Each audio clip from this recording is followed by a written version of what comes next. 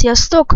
Én Alpigamerek is most ebben a videómban bemutatom nektek, hogyan töltsük le a Technic Launcher crackelt változatát, vagyis a crackelt, és a link ugye pedig a leírásban megtalálható, minden link.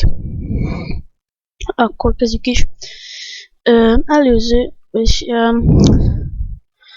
itt így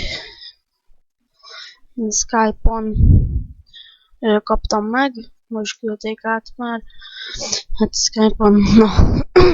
Itt rámentek a letöltés nevezetű gombra, és itt oldalt nektek ki fog jönni, és beírtok egy nevet, ugye most mutatom, letöltés,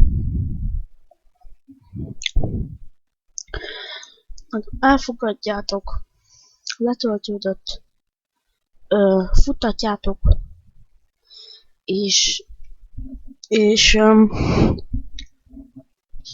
itt is van launcher, ki kell húznotok azt a launchert, amit letöltöttek, ide rákattintotok, ezt kisebbre rakjátok, és itt szépen kihúzátok, de én most nem teszem meg.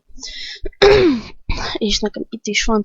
Én beraktam Paintball modot, már a Tropicraftot, Infant Modern Warfare-t, a Life MMO-t, és a Warcraft 2 Plus-t, és itt megtalálható az alap Warcraft. Most nekem alapból benne volt, de nem tudom, hogy nektek hogy fogja kiadni. Na mindegy, ennyit szerettem volna nektek bemutatni.